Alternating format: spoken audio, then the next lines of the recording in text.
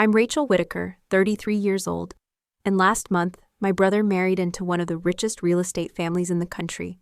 I showed up to the wedding thinking I was family, only to find my seat was with the caterers. I was the CFO of our company, the one who kept it alive while my brother smiled for cameras. But that night, as I sat beside the florist's cousin, I realized they weren't just pushing me aside. They were erasing me. What they didn't know, I had already signed the document that would end it all. Before I tell you how I burned their empire down, one signature at a time, drop a comment to tell me where you're tuning in from. And if you've ever felt invisible in a room you helped build, like this, and subscribe. My story might be exactly what you need to hear today. I wasn't supposed to be the successful one. That role was carved out for my brother Logan since the day he took his first steps in our father's office, clutching a plastic toy hammer like it was a birthright. He was the heir, the face, the Whitaker name made charming and photogenic. I was the other one, the one with straight A's and a color-coded planner, the one who didn't cry when our childhood dog died, which apparently meant I needed softening. Even as kids, the dynamic was clear. Logan got the spotlight. I got the responsibility. He got applause for showing up. I got questions when something went wrong. My mom, Deborah, always said I was so good with numbers, but it came out with the same tone people use when they describe someone as having a nice personality. Logan, on the other hand, had charisma you couldn't buy. Tall, tan, and full of that effortless confidence that made people trust him before he even opened his mouth. And when he did open his mouth, they leaned in. Our father, Henry Whitaker, used to say, "That boy could sell umbrellas in a desert." And he wasn't wrong. Logan could walk into a room full of seasoned executives and walk out with promises, deals, and invitations to weekend retreats in the Hamptons. Meanwhile, I was the one staying late with the accountant trying to figure out where the margin leak was coming from on our last 3 bids. I was the one rebuilding our internal budget framework after Henry signed off on a loss-heavy contract because he had a good feeling about it. Our family business, Whitaker Construction, wasn't always the regional giant it is now. My dad started it 35 years ago with a beat-up pickup and a crew of 2. Built it from the ground up, no college degree, just grit and a Rolodex full of handshake deals. He was the kind of man who believed in loyalty over balance sheets, gut instinct over spreadsheets. When I came back from Wharton with an MBA and a list of ways to modernize the company's structure, he patted my head like I was bringing home a crayon drawing. "You've always been good at this financial stuff," he said, like I was organizing a bake sale and not saving the company from a looming debt crisis. And then there was Logan, Vice President of Client Relations, which translated meant he went to lunches, played golf, told stories about our father's early days, and made vague promises I later had to explain away in writing. He'd charm potential partners, leave me to negotiate the actual terms, and then circle back to bask in the afterglow once the deal closed. I didn't resent the work. I resented the erasure. Every time I tried to talk to Dad about the imbalance, I got the same response.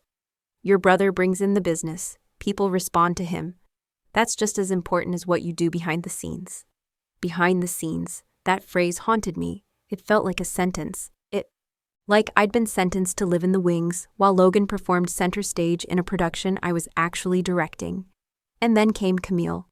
The Harrows were exactly the kind of people Logan was always drawn to. Old money, high society, real estate royalty. Vincent Harrow, Camille's father, owned half the luxury condo market in 3 states. Camille was the kind of woman who never had to raise her voice to be heard. Everything about her screamed refined dominance, the kind of woman who could choose a dinner wine faster than I could balance a P&L sheet. When Logan introduced her at a family dinner, our mother practically levitated with excitement. "It's like a merger and a marriage," she gushed. "2 dynasties combining." I smiled. I even raised a glass, but something cold settled in my chest that night. Camille and I had met a few times before at industry galas. Always polite, always distant. She had a way of scanning people, like she was determining their market value before speaking. And when her gaze landed on me, it lingered just a second too long, like she was still calculating.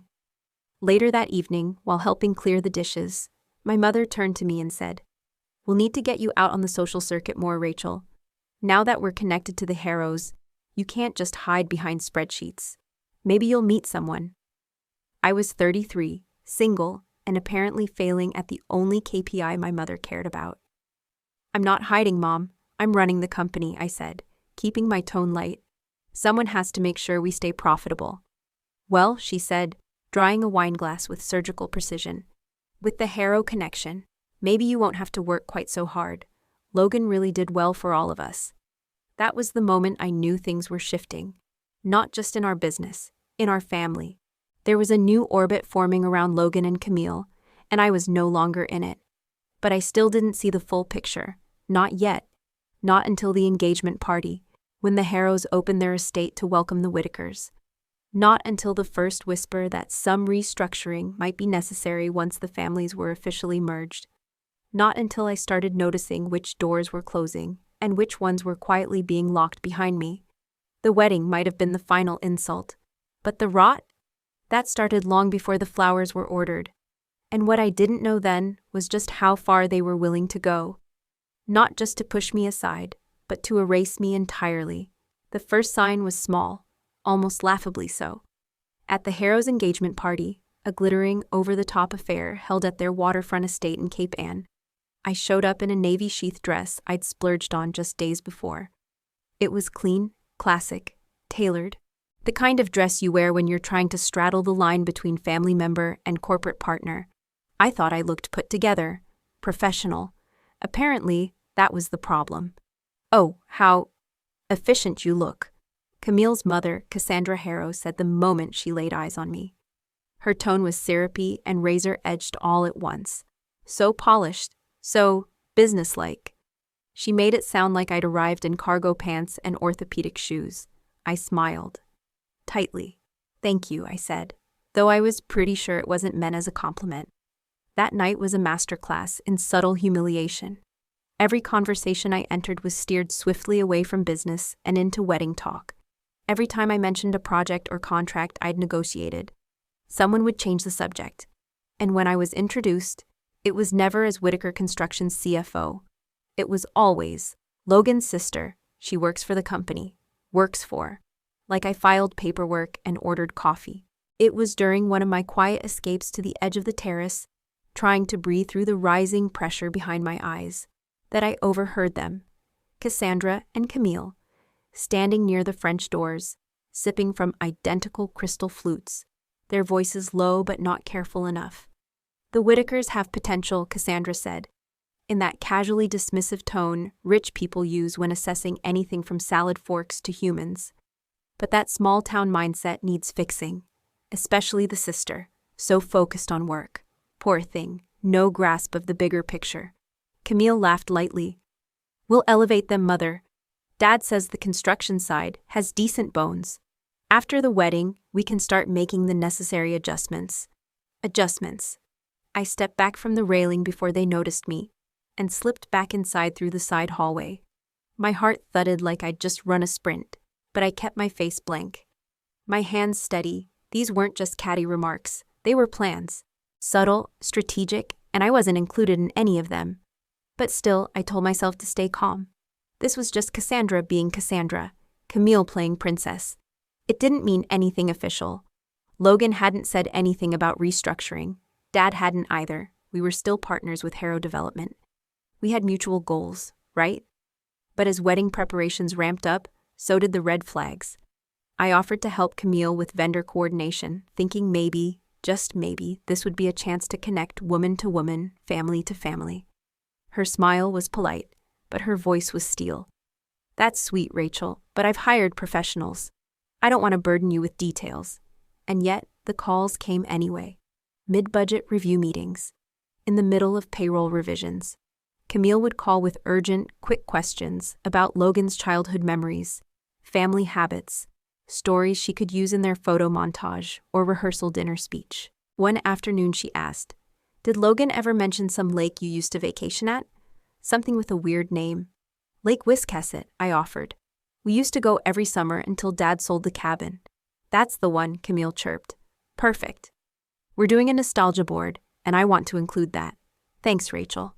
You're always so good with the little things." The little things. Like our family's entire history. Our childhoods. Our roots. Reduced to Pinterest content.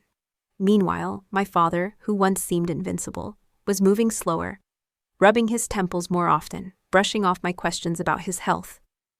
"Just getting older," he'd mutter. "Nothing to worry about." But I saw him fumble his pill case when he thought no one was watching. I noticed the way he lingered in his office chair, like standing up took more effort than it used to. When I pressed my concerns to Mom, her reaction was as predictable as it was frustrating.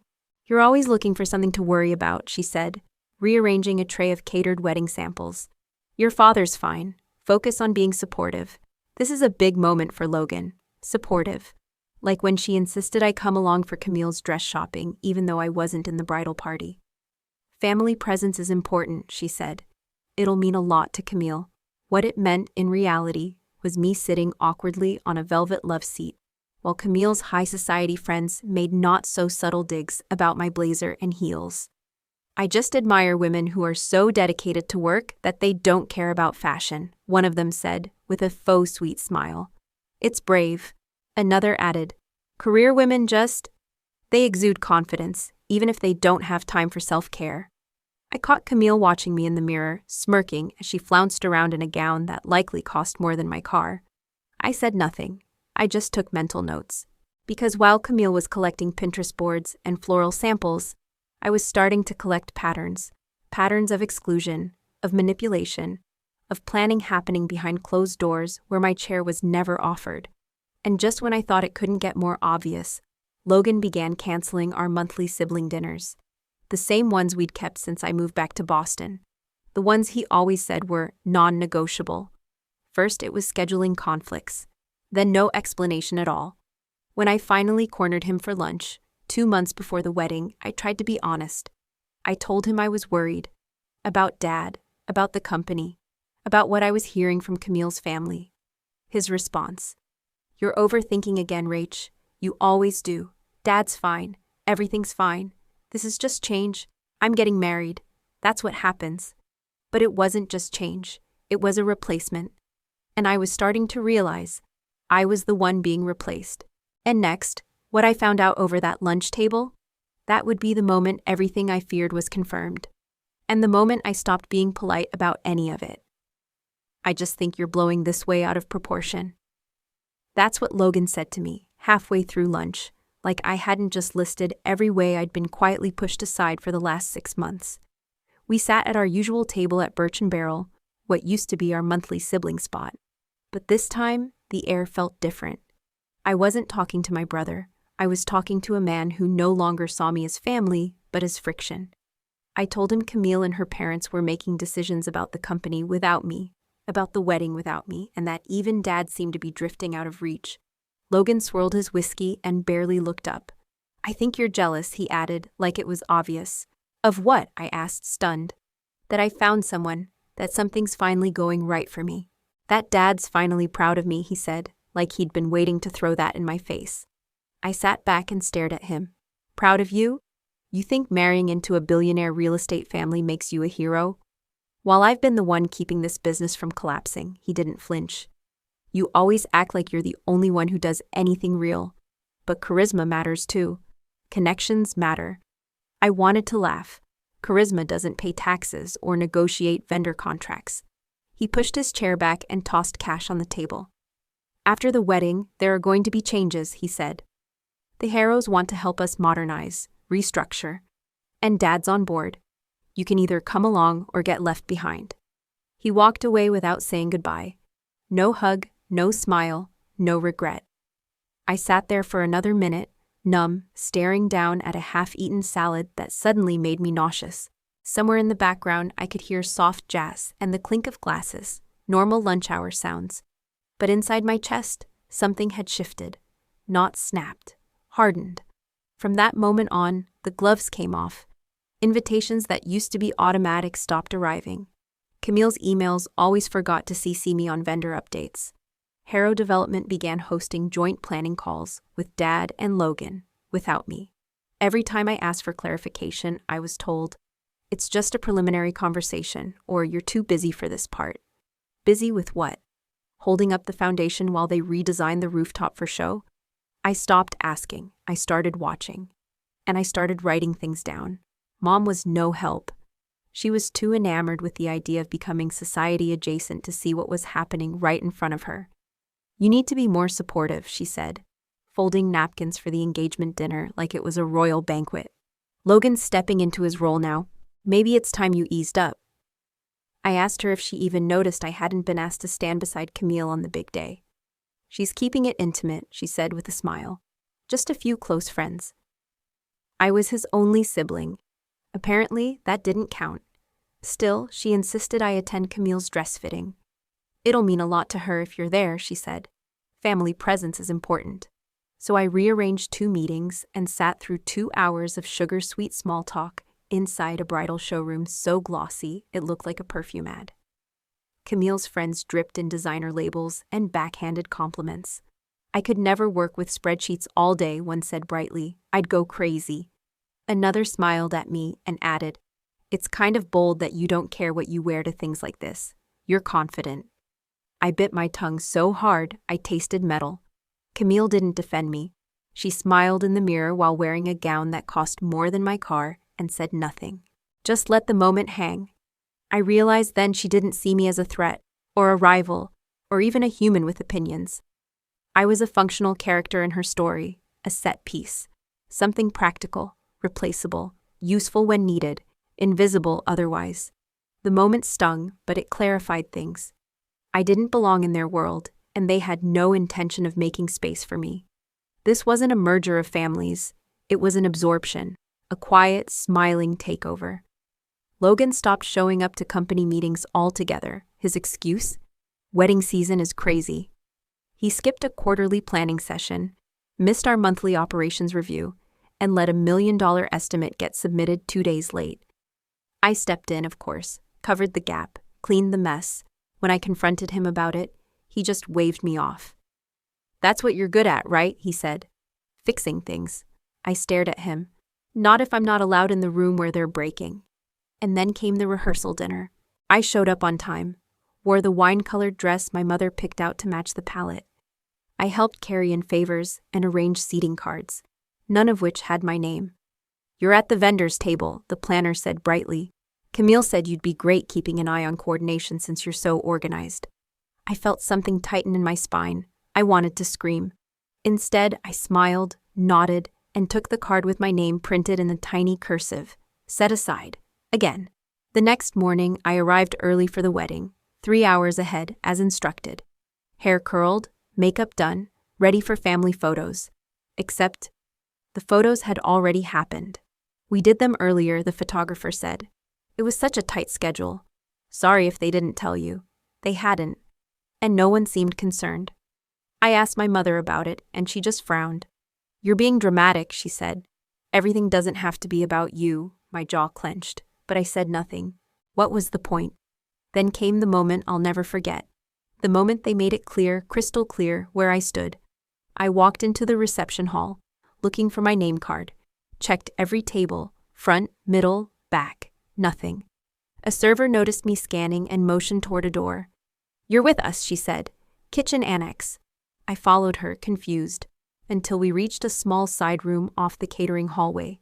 A table set for 6. My card next to the photographer's assistant and the florist's cousin. Not family, not guests. Staff. I stood there, numb. And then, of course, Cassandra Harrow appeared, smiling like a cat who'd just finished her saucer of cream. "So glad you made it, dear," she said. "Camille thought you'd feel more comfortable here, close to the team. Since you're so managerial." She patted my arm. "It's not a demotion, sweetheart, just practical." Practical. Right. I turned, looked through the open door at Logan laughing beside Camille. My parents glowing beside the Harrows. I had never felt smaller, never felt clearer. Because in that moment, I finally understood. They weren't just pushing me to the sidelines. They were writing me out of the script entirely, and I had a choice: accept it, or rewrite the ending myself. They say weddings are where families come together. That day, mine pulled apart with surgical precision. After being seated in the kitchen annex like a forgotten extra on a film set, I stood still for a few long seconds, unsure whether to laugh or cry. It wasn't a misunderstanding. It wasn't an oversight. It was strategic placement. just like everything else Camille touched. She didn't want me with the family. She didn't want me seen. I was tucked away like clutter before company arrives, swept behind a door while the curated version of the Whitakers was on display. I tried to play it cool. I tried to breathe. But then Cassandra Harrow sauntered in like she owned the air and confirmed what I already knew. "We just thought this would be more appropriate," she said sweetly, adjusting the napkins on our sad little table. "Camille was concerned you might feel out of place, being the only one without a partner at the main tables. This way, you're close to staff in case there are any last-minute needs. It's all very efficient." Efficient? Managerial? Convenient. That's what I was to them, a utility, not family, not even a guest. "I'd like to speak to Logan," I said, my voice low, controlled, carefully sharpened. Cassandra gave a pitying smile. "He's rather busy, dear, but if it's about the seating, I'm sure you understand. Weddings require prioritization, and someone has to keep things running." That wasn't an answer. It was an insult dipped in honey. I walked away before I could say something unholy in front of the florist's assistant. When I found Logan near the bar, alone for once, I didn't bother with pleasantries. "Why am I seated in the kitchen?" I asked, holding his gaze. He stiffened. "Rachel, don't do this right now." My voice stayed even. "This is your wedding. You had time to sign off on seating charts. You knew, and you let it happen." He glanced around nervously, lowering his voice. "Camille had a system, okay? It was about optics. The Harrows have expectations. Image matters to them." My jaw clenched. "More than your sister's dignity?" He sighed like I was exhausting. "You're making a scene. Can't you just roll with it for once? It's one night." "No," I said.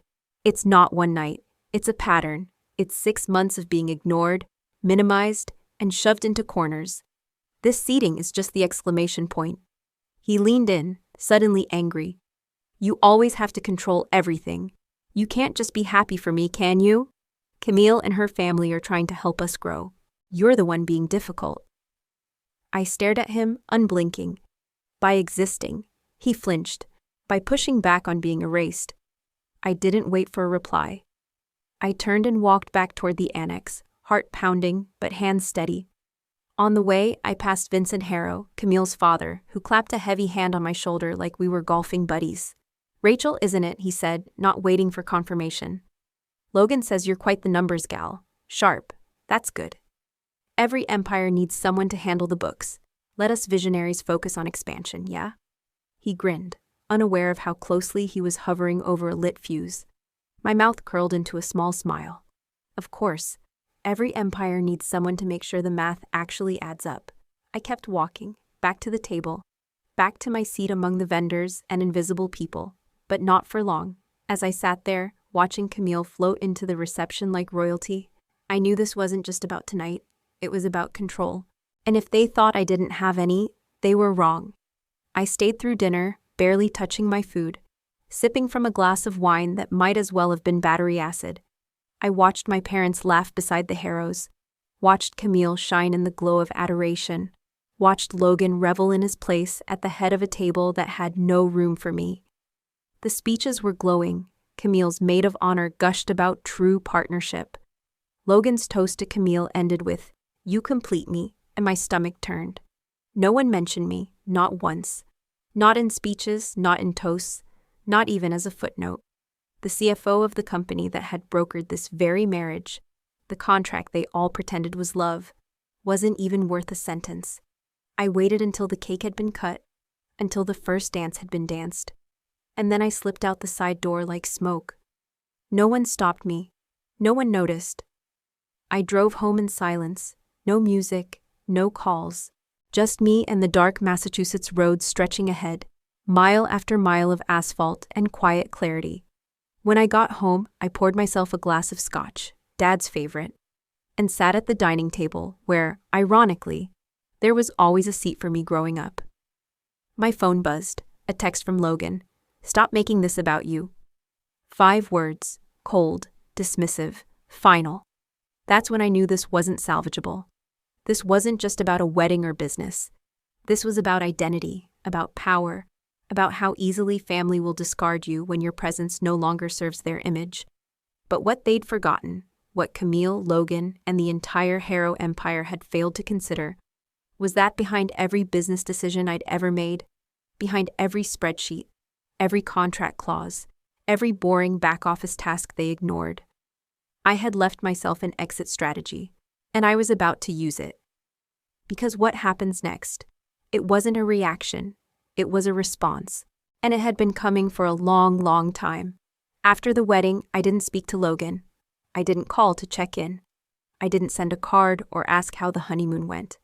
I buried myself in spreadsheets and contracts, because unlike people, numbers don't lie. They don't gaslight you or seat you with the staff. They don't pretend to forget you exist. And that week, I needed the brutal honesty of balance sheets more than I needed family.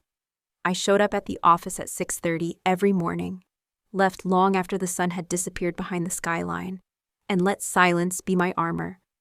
It was a Friday when I noticed the discrepancy. I was reviewing our Q2 expense allocations and cash flow statements. Routine cleanup work after Logan had reprioritized things for the wedding. One line item caught my eye. A series of transfers, each just under $50,000, all labeled as vendor disbursements, spread out over 18 months, small enough to avoid scrutiny, but too frequent to ignore. I clicked deeper and traced the funds to an LLC I didn't recognize. When I followed that thread, it led to a holding company registered to one name, Logan Whitaker. I sat still for a long moment, my fingers hovering over the keyboard. This wasn't mismanagement. It wasn't incompetence. It was calculated, quiet, intentional. Logan had been siphoning money from Whitaker Construction and investing it into Harrow development projects. He wasn't just aligning himself with them. He was funding them, with our money, with my work, with the profits I had helped generate through years of grit, strategy, and the thankless stability I was so often mocked for. I printed everything, every transfer, every routing chain, every false invoice and shell ledger. I wanted to see it on paper, to feel the weight of it. I walked down the hall to my father's office and knocked softly. "Got a minute?" I asked. He looked tired, more than usual. The edges of his eyes were sunken, and his shoulders slouched in a way they hadn't 6 months ago. "Sure," he said, gesturing for me to come in. I laid the documents on his desk and said nothing, just watched. Dad read in silence. No blinking, no denial. When he reached the final page, he exhaled slowly and sat back. "I was wondering when you'd find it," he said, voice quiet. My stomach dropped. "You knew?" I asked, barely keeping the heat out of my voice. "It's not stealing when it's family," he said, as if that made it better. Logan needed capital to show he was bringing something to the table. The Harrows don't respect sentiment, they respect leverage. He needed to appear valuable. I couldn't believe what I was hearing. "So you let him launder nearly $2 million through shell companies. You let him gamble with our company's future, your company's future, just to impress his in-laws?" He didn't flinch. "It's called strategic positioning, Rachel. You don't understand what it takes to play at that level. Vincent Harrow isn't interested in balance sheets. He's interested in power." I blinked slowly. "And you think letting him strip us down and rebrand our legacy as a subsidiary is power?" He looked away. That was answer enough. "I've also heard there's talk of a merger," I added, my voice flat. "Not a partnership, not a joint venture, a full absorption. Harrow Development swallows Whitaker Construction. New name, new leadership, new structure, and I'm left with a consulting title and a pay cut." He didn't meet my eyes. "We're still working out the details." I nodded once. "So Camille wasn't just marrying Logan, she was acquiring him." Dad's voice cracked slightly. "It's more complicated than that." "No," I said. "It's really not." He rubbed his temples. "Rachel, you're brilliant, but you're rigid. You think everything has to follow rules and fairness. But business isn't about fairness, it's about survival. If this merger keeps the company afloat when I'm gone—" "Gone," I interrupted. My breath caught. "What are you talking about?" He sighed and looked older in that moment than I'd ever seen. Stage 4 cancer, liver. They gave me 6 to 12 months, maybe less. I didn't want you distracted. I didn't want to scare you. I stood frozen. Everything slowed. The air seemed to thicken. I couldn't even feel the floor beneath me. You plan to let the Harrows take everything while you quietly disappeared? I asked, my voice shaking. I was trying to secure the future, he said. You mean Logan's future? He didn't deny it. He's the one with the Harrow name now. He's the bridge. I gathered the papers off the desk. My hands were steady now. I need time to process this, I said. But understand something, Dad. This isn't over. You might have handed them the keys, but I still have the locks. That night, I didn't go home. I called Marcus Chen, our senior accountant, who'd worked at Whitaker Construction since I was 15. He met me at a coffee shop near the waterfront, no questions asked. I slid the folder across the table. How long have you known? I asked. He looked guilty. I suspected. Your father authorized everything. I didn't feel like I had the right to question. But you knew this would kill us, right? I said. He nodded. The merger terms heavily favor Harrow. They'd absorb us, reassign leadership. Your position? Eliminated, I finished. I exhaled slowly. Is there any clause that gives me power to intervene? He hesitated. You negotiated the last contract with Harrow Development yourself, remember? I nodded. Check Section 17, he said. Subsection C. I pulled it up on my laptop. And there it was. In the event of corporate restructuring, change in ownership, or merger activity, this contract may be terminated with 30 days' notice by either the CEO or CFO. My name sat on that CFO line. For the first time in months, I felt something other than fury. I felt leverage, and I intended to use it. Because if they thought I was going to be erased quietly, they forgot who built the ledger they were stealing from. And the ledger doesn't lie. The next move would be mine. And they wouldn't see it coming. They thought I'd keep playing the role. Quiet, reliable background support. But I'd read the script, and this time, I was rewriting it. I didn't sleep that night. Instead, I sat in my home office surrounded by legal pads, contract copies, and the mug of black coffee I kept reheating but never drank. My hands moved faster than my thoughts, drafting outlines, tracing every financial transfer, cross-referencing Harrow Development projects, and their funding timelines. Everything Logan and Dad had been doing suddenly made sense. The early access to quarterly funds, the executive sign-offs that skipped my desk, the absurd pressure to rubber stamp harmless reallocations. It hadn't been sloppy. It had been systematic. By 4 a.m., I had created a war map, a full breakdown of Harrow Whitaker financial entanglements, all rooted in one truth. Without our resources, their expansion plan collapsed. 3 Harrow luxury condo developments had already been pre-sold based on our construction estimates. Remove Whitaker from the equation, and they'd be scrambling to replace us, at much higher costs and with legal exposure. They weren't doing us a favor. They needed us. And I had the clause that could pull the plug. But power without strategy is just noise. I needed allies. So the next morning, I walked into the office with a plan, not a grudge. I started with Sam Torres, our head of operations. He'd been loyal since my first day back from Wharton, gruff, direct, and allergic to anything resembling corporate theater. I closed his door behind me and dropped the binder on his desk. This is what Logan's been doing, I said. And what happens if we let the Harrows take over? He skimmed. He cursed. Then he looked up and said, Tell me what you need. Next was Emily Reeves in marketing.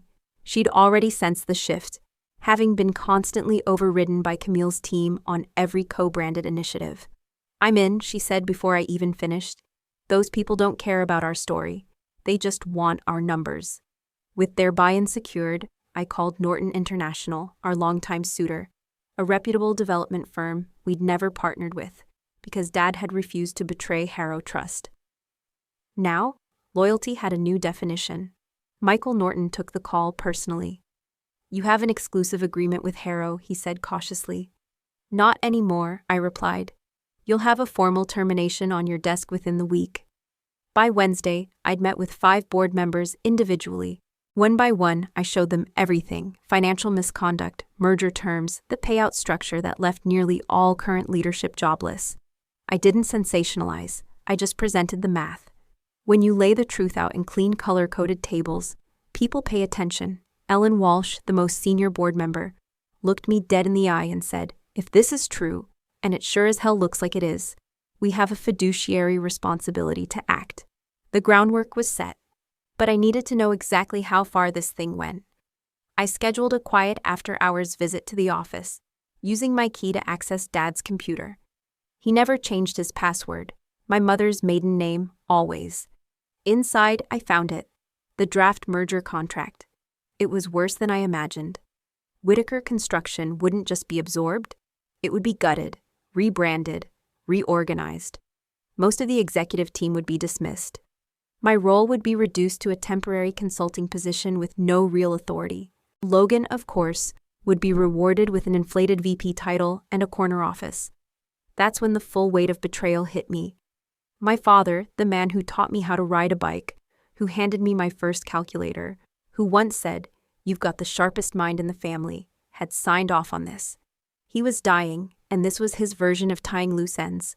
But all he'd really done was throw me out of the very legacy I'd helped save.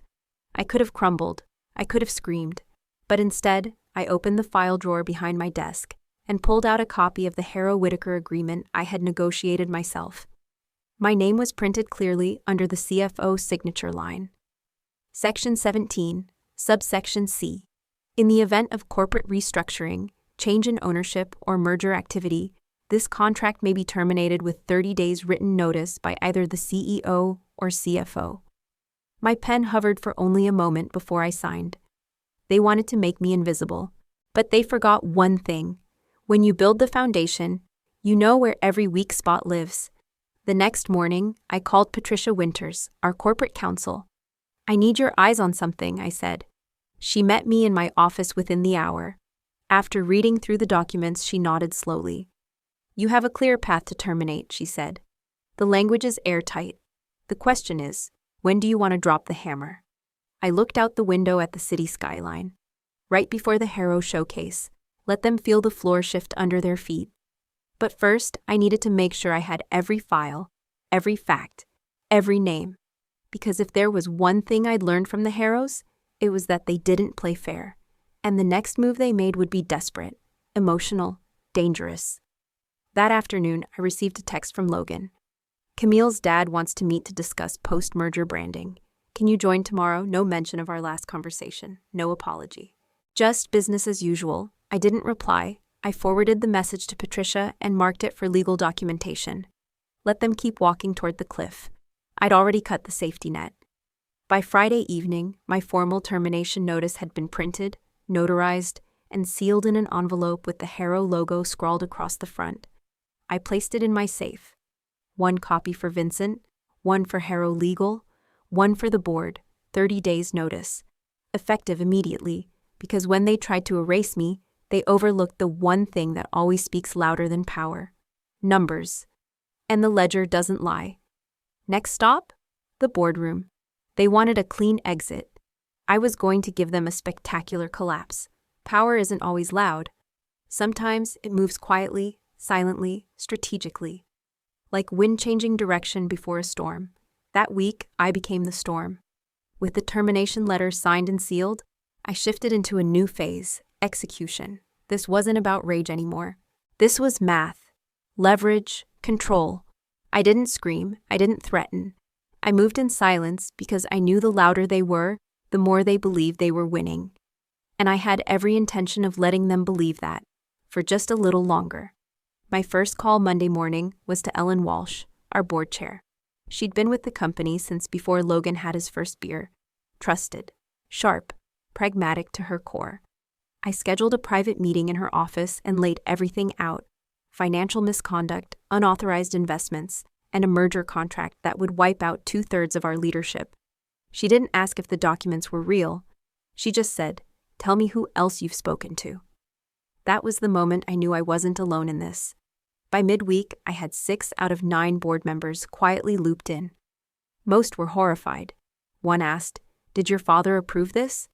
I nodded, and that was the first time I saw disappointment eclipse loyalty. It wasn't betrayal anymore. It was protection. Protecting the company from a legacy too willing to hand itself away in exchange for a seat at someone else's table. I didn't need a majority vote yet. I just needed the momentum. At the same time, I began securing the infrastructure. Files were backed up to an encrypted cloud system. Sensitive documents were duplicated and time-stamped. My assistant, Chloe, who'd worked beside me for 4 years, asked only one question when I asked her to help me pull every contract linked to Harrow Development. "How deep are we going?" "All the way," I answered. "Then let's start printing," she said. That's what loyalty looks like, earned, not inherited. Next, I made discreet contact with Norton International's legal team. I couldn't confirm any contracts until the Harrow termination went through, but I needed to ensure we had a ready partner when the dust settled. Their VP of Development, Michael Norton, called me directly. "If you walk away from Harrow, you'll need backfill fast," he said. "We've been trying to work with Whitaker for years. This could be the opening." I smiled. "This is the opening. I'll call you the minute the ink is dry." Meanwhile, Logan was parading around the office like he already owned it. He wore tailored suits and carried a new leather folio with Harrow's embossed logo. Subtle branding, intentional messaging. He'd started using "we" in reference to Harrow Development. "We have big plans. We're exploring new partnerships." I wondered if he even noticed how his language had changed, or maybe he did. Maybe that was the plan all along. Camille stopped coming in, but her influence was everywhere. Emails from her PR team began arriving with subject lines like brand voice unification and post-merger messaging framework. One included a draft memo rebranding Whitaker Construction as Harrow Built, a Whitaker division. I stared at that line for 5 straight minutes, letting it burn into memory. A division, my father's company, his name, our story, reduced to a subheader. A bullet point on Camille's vision board. By Thursday afternoon, the tension in the office was starting to shift. People noticed the closed-door meetings, the lowered voices, the stack of documents Chloe and I were cycling through the printers. I wasn't hiding it anymore. I wanted them to feel it, the pressure, the undercurrent, the sense that something was happening beneath the surface, and that when it broke, it would break fast. That evening, Logan showed up in my doorway without knocking. "You've been busy," he said, trying to keep his tone casual. He looked confident, but I knew him too well. His jaw was tight. "Always," I replied, not bothering to stop typing. "You could have at least looped me in," he added. "I'm still your brother." I looked up slowly. "Were you thinking that when you routed $1.8 million through a holding company with your name on it?" He blinked. "Hard. Dad approved that." "And that makes it ethical?" I asked. "Or just convenient?" He stepped in and closed the door. "Rachel, listen. You're blowing this out of proportion. The merger isn't an attack, it's progress. Harrow has infrastructure, capital, market reach. They can take us places we've never gone." I stood, calm, composed. "And in return, we give them our identity, our people, our future?"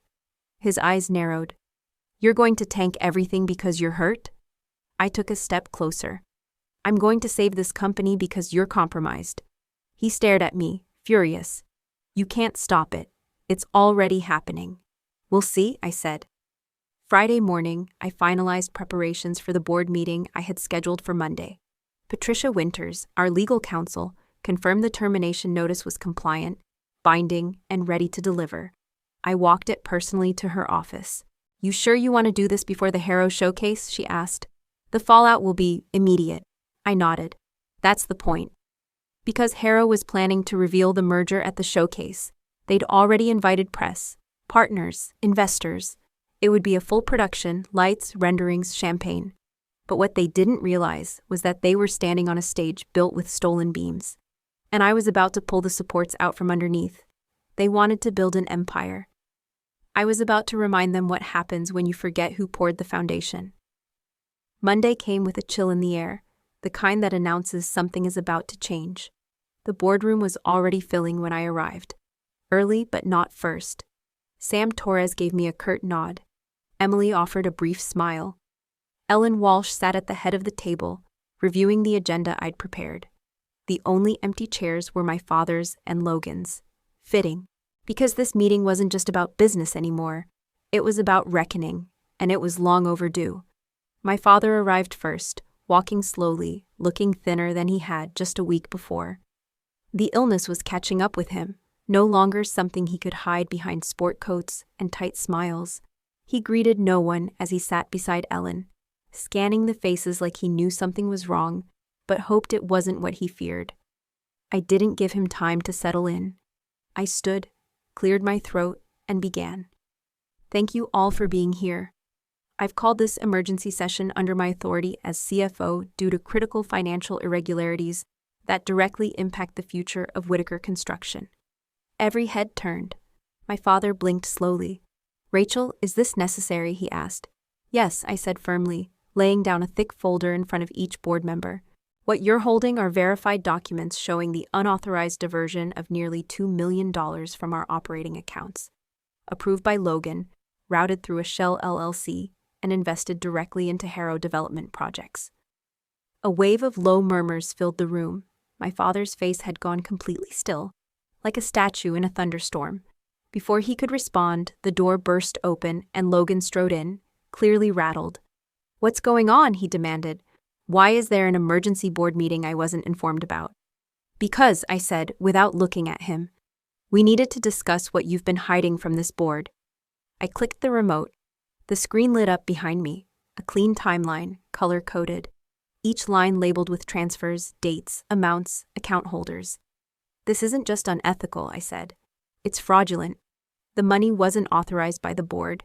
It was hidden from me as CFO. It was strategically rerouted to serve Harrow Development's cash flow on projects we weren't even officially contracted to build.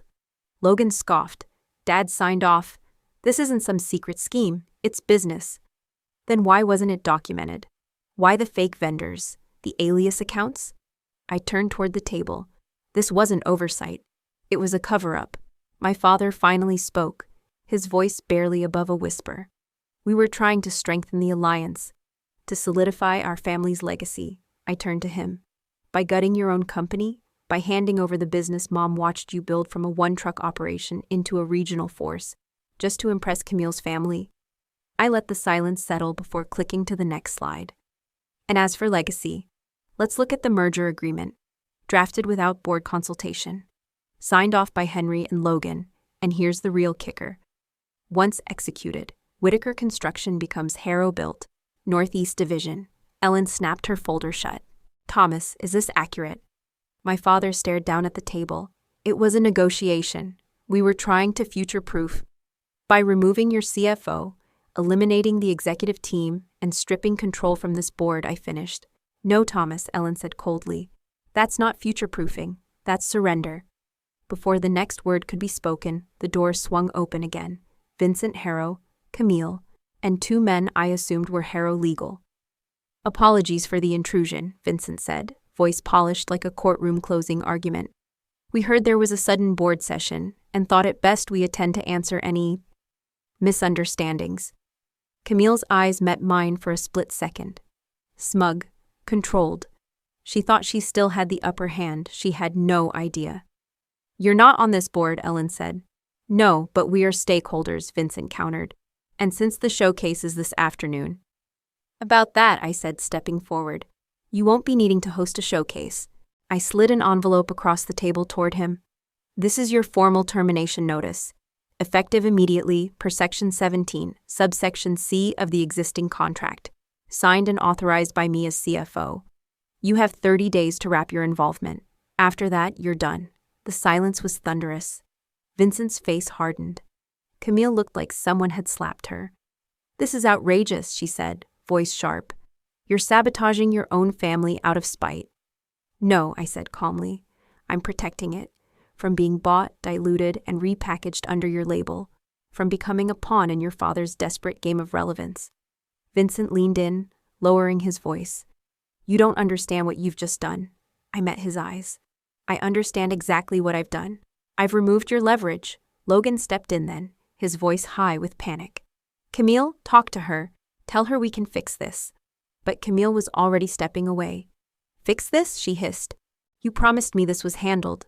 You told me your sister would roll over. You said she wouldn't be a problem. Logan reached out, but she batted his hand away. You had one job, Logan. Deliver the company. You couldn't even do that. My mother stood slowly at the back of the room. That's enough, she said, her voice trembling with fury. You seated my daughter in the kitchen. You treated her like staff. You never wanted family. You wanted ownership. Camille glanced around. realizing the tide had fully turned. "We'll be seeing you in court," she muttered. Vincent gave a single cold nod. "You've made a very expensive mistake, Ms. Whitaker." "So did you," I replied. "You underestimated the one person who reads the fine print." They left in silence. Logan remained. He looked at our father. "Dad." But Dad said nothing, just stared ahead, empty and quiet. Finally, Logan turned to me. "So what now?" I picked up the binder, tucked it under my arm, and said, "Now we rebuild. Without you if we have to." And I walked out. Because sometimes, family doesn't break in one catastrophic blow. Sometimes it fractures piece by piece, until the only thing left holding it together is the person they tried hardest to erase. And I wasn't going anywhere. Fallout comes fast after fire. The next 72 hours were a blur of shocked calls, headlines, legal emails, and boardroom whispers. The Harrow showcase was canceled without notice. Reporters camped outside both Whitaker and Harrow headquarters, chasing a story neither side had prepared to explain. Inside our offices, everything slowed to a strange hush, like the air after an explosion, where you're not sure what's smoke and what's dust. Everyone moved carefully, like stepping through rubble, and at the center of it all stood me, still, unapologetic, focused. Camille vanished from public view immediately. Her name disappeared from all internal memos. Her curated posts about legacy and love were quietly deleted. Vincent Harrow's lawyers issued a formal letter threatening breach of contract. Our legal counsel fired back with documentation of Logan's financial misconduct and the unauthorized merger deal. Ellen Walsh led a press conference 2 days later, calmly informing stakeholders that inappropriate financial activity had been halted, and the company was refocusing on independent development. She never mentioned Logan by name, but everyone knew. My father didn't return to the office that week. He sent no message, no apology, nothing. For a man who had once filled every room he entered, his absence now felt like a silence that swallowed sound. The board quietly removed him from active leadership. It wasn't cruel, it was necessary. A mercy for him, a safeguard for the company. His name remained on the building, but his influence was gone. As for Logan, he stayed, for a few days at least. I caught him once, sitting in his glass office, staring out at the skyline like he was watching a version of himself disappear. He didn't argue anymore, didn't bluster. He just sat. I think a part of him truly believed it would all reset, that family would eventually forgive, that I would fold like I always had. But I didn't, and I wouldn't, because this time, he hadn't just pushed me aside. He'd burned the bridge and expected me to carry him across the ashes. On Friday, I called him into the conference room. Just us. One final conversation. "You need to resign," I said simply. He looked at me like I just handed him a knife and asked him to fall on it. "I built this company too," he muttered. "You showed up late, Logan," I replied. "And when you did, you gave it away." He leaned forward, desperate now. "Camille said she could get us in with investors you could never reach.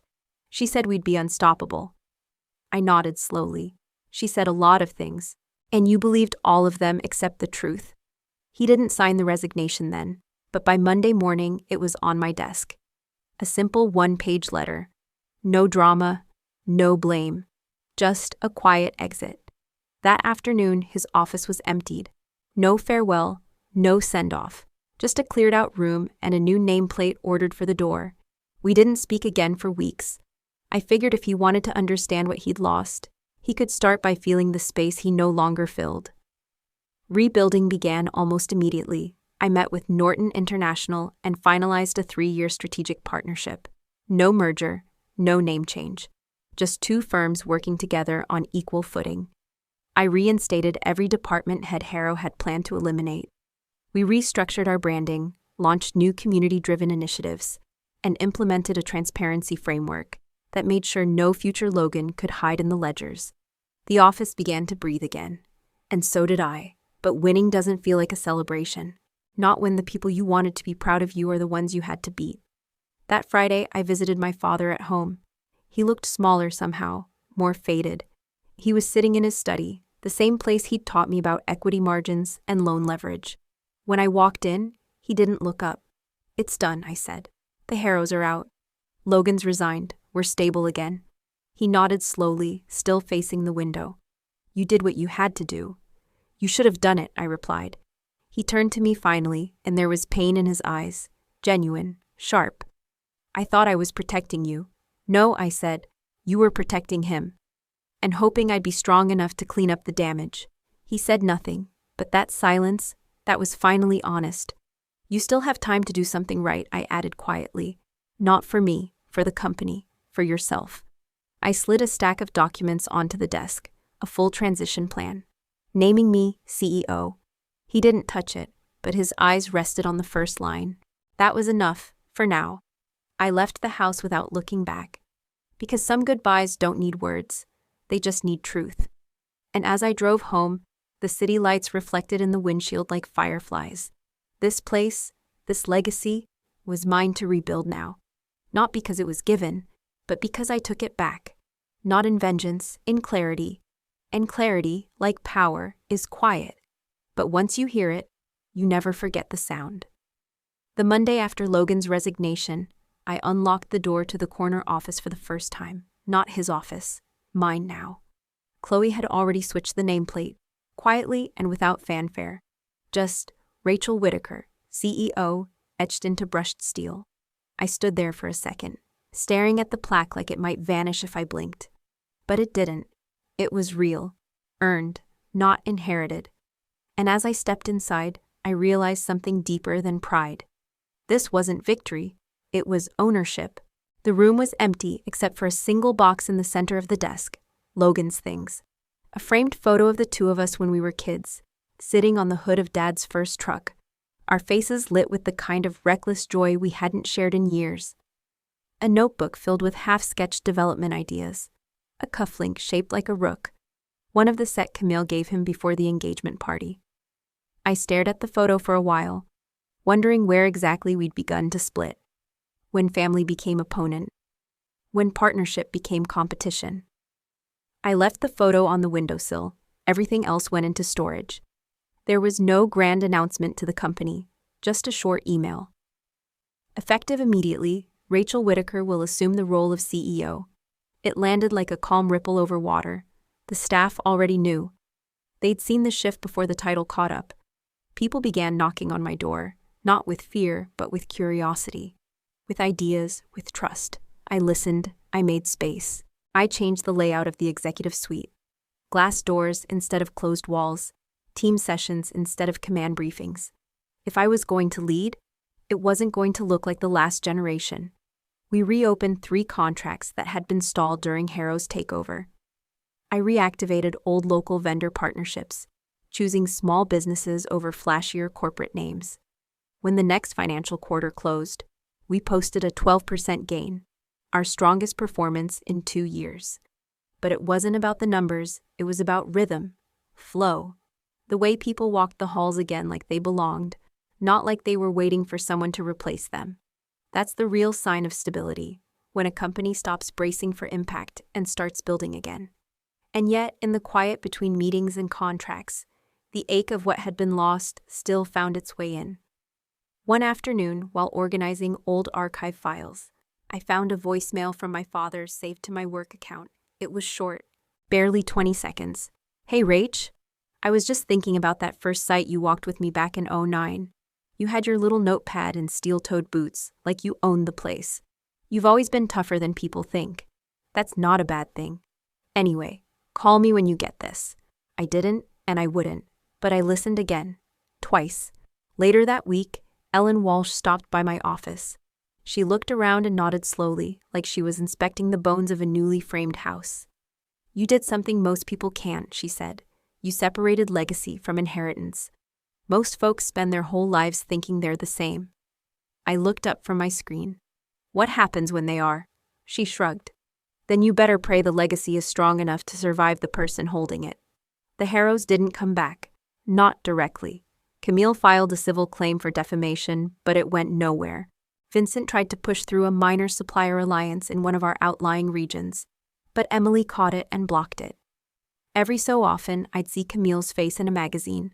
Glossy, perfect, untouched by reality.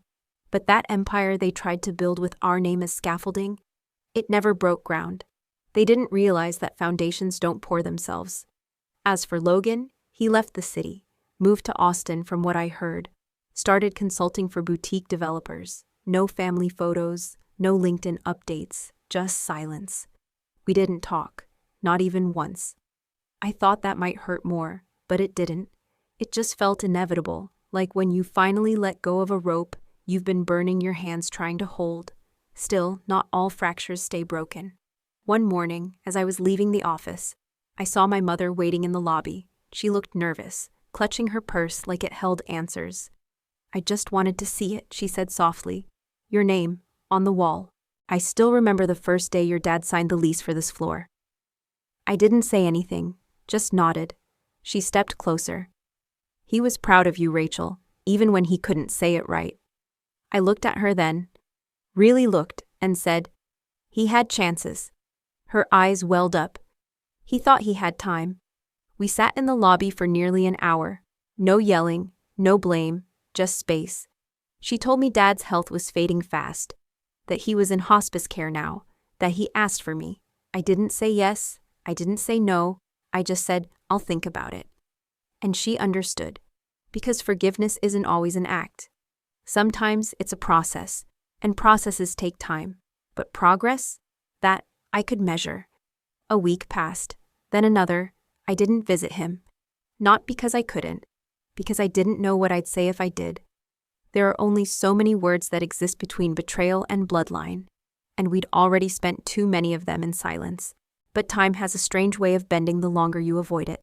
And eventually, it caught up with me in the most unceremonious way. A call from hospice on a Tuesday afternoon.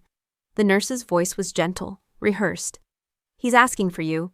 He hasn't spoken much, but when he does, it's your name." I stared at the floor of my office for a long time after I hung up. The same office he once built with bare hands and blueprint dreams. The same one he tried to give away in the name of future-proofing. And somehow, even after everything, I still didn't want him to die without knowing what this company, what I, had become. So I went. The hospice was quiet, too clean, like grief had been power washed off the walls. I signed in. They led me down a hallway lined with windows that let in more light than any hospital should. His room was the last one on the left. No flowers, no framed photos. Just oxygen, antiseptic, and the slow rhythm of someone fading. He looked small. Not just thin, but reduced. Like time had carved him down to the truth. He opened his eyes when I stepped in. Just barely. "Rachel," he rasped. That was all. No fanfare, no apology. But my name and his voice still hit something I didn't expect. "Hey," I said, sitting beside him. "You've looked better." His lips twitched. Maybe a smirk, maybe a wince. "Still stubborn," he whispered. "Still standing," I replied. "The company's stable. The board is behind me. The new contracts are solid. And we're profitable again." He closed his eyes, as if the weight of those words was both comfort and regret. I was wrong," he finally said. "About you, about all of it." I didn't say anything, just let the silence settle like dust in the air. "Logan, he just wanted to be seen," he added. "But you held everything together, even when we pushed you out." I nodded once. "I know." We didn't need a monologue. We didn't need absolution, just acknowledgement. And that finally was enough. He looked at me again, this time with something close to peace. "Make sure it stays in the family." I leaned back. "It will, but not because of you, because of me." His hand twitched, reaching halfway before falling back onto the sheet. "You'll do better than I did," he whispered. "You already have." And then he closed his eyes, not gone, but further than he'd ever been. I stayed for another hour, watching the sun crawl across the floor, knowing this was probably the last time I'd see him alive. And strangely, I was okay with that. When I left the hospice, I didn't cry. I didn't feel lighter, I just felt done, like some internal page had turned, and I no longer needed his permission to keep writing. That night, I went home, opened a bottle of red wine that had been aging in my kitchen like a dare, and sat on my porch while the city buzzed faintly in the distance. I looked up at the sky, Black, endless, indifferent, and said thank you, not to him, not to anyone, just to the silence, for finally making room. The next day, the office ran without a hitch. Staff meetings, vendor calls, a site inspection scheduled with our Boston build team. Chloe brought me coffee and updates like clockwork. At one point, she paused and asked, "Are you okay?" I nodded. More than okay. And I meant it. Because something had shifted. Not just around me, but inside me. For the first time in months, maybe years, I wasn't reacting, I was deciding. That afternoon, I visited our old build site out in Lynn. It was one of the last projects Dad led before things began to fall apart. Just an empty concrete shell now, waiting for its next phase. I stood on the exposed foundation, wind threading through my coat, and remembered the way he used to walk sites, chin high, boots muddy, always 5 steps ahead. And then I took out a pen from my coat and marked a single line on the support beam nearest the west edge. Nothing grand, just an R, simple, quiet, permanent. Legacy, I realized, isn't what you leave behind. It's what you protect when no one else sees the value. It's what you fight for when even the people who should love you try to erase you. It's what you build when the world hands you rubble and calls it a gift. And I was still building. 2 weeks later, my father died. There was no announcement, no press release, just a quiet email from the hospice nurse and a line in the local obituary section. Thomas Whitaker, 67, survived by his children, preceded in death by his wife, a builder, a businessman, a father. 3 words that had meant everything and not nearly enough. I read that line 4 times. Then I closed the browser and sat in silence. There was no funeral, no service. Just a private burial with no guest list and no speeches. My mother didn't want ceremony. She said he'd had enough of those in life. I didn't argue. The morning after the burial, I showed up to the office earlier than usual. The city was still sleeping, the sky caught between blue and gold. I walked the floor alone, past conference rooms filled with blueprints, past the break room where my team now laughed freely, past the framed portraits of old project sites that had once made us proud. Then I stopped in the lobby. There, etched into the marble wall, was the inscription my father had approved a decade ago. Built by Whitaker hands, for Whitaker futures. I stood there a long time. And then I made a decision. By noon, the board had gathered for an executive session. I presented a motion to rename the company, not to erase what it had been, but to reflect what it had become. Whitaker and Cummer, I said, still rooted in family, but no longer bound by legacy alone, a structure open enough for growth, human enough to be honest, a name that doesn't just belong to the past, but the future. The vote passed unanimously. Ellen nodded from her chair with something like quiet pride. That weekend, we unveiled the new nameplate in front of the team. No ribbon cutting, no media, just our people. Chloe stood beside me, eyes bright. Sam cracked a rare smile. Emily clapped first because she always did. And I said only 2 sentences. "This name belongs to all of us. Let's build like it does." The weeks that followed moved fast. Norton International locked in a multi-year regional build contract. Our internal mentorship program launched. We broke ground on our first affordable housing project in a decade. Not because it would make headlines, but because it mattered. Because we mattered. And through it all, I didn't look over my shoulder. Not once. Until one evening, 3 months later, I received a letter. It was postmarked Austin, no return address. Inside was a single page, Logan's handwriting, slanted, sharp. "I don't expect forgiveness. I don't even expect a response. But I wanted you to know I'm working again. Small projects, good people. I think you were right. About everything. Especially the part where you said we forgot who laid the first brick. I think about that a lot now. I hope the company's doing well. I know it is. Because you're running it. L." I read it twice, then once more. Then I placed it in the drawer beneath my desk, next to the old photo of us as kids. Not for nostalgia, but because some things deserve to be remembered, even if they're never restored. And in the quiet that followed, I understood something I hadn't before. We don't rebuild legacies, we reforge them, one decision at a time, one choice at a time, one refusal to be erased at a time. A few days later, I walked through one of our new job sites, a mixed-use project on the West End. The sun was high, the steel beams gleamed. Our foreman waved from scaffolding. Below, a junior engineer, new kid, maybe 6 months in, was reviewing specs with her hard hat tilted back and a pencil tucked behind her ear. She looked up and smiled like she knew the work she was doing mattered. And I smiled back, because it did. Because now, everything did. This company wasn't just my inheritance anymore. It was my design, and from the wreckage of old promises and fading names, I had built something no one could take from me. Not Camille, not Logan, not even my father. Because I didn't just survive the collapse. I engineered what came after, and that's what it means to build.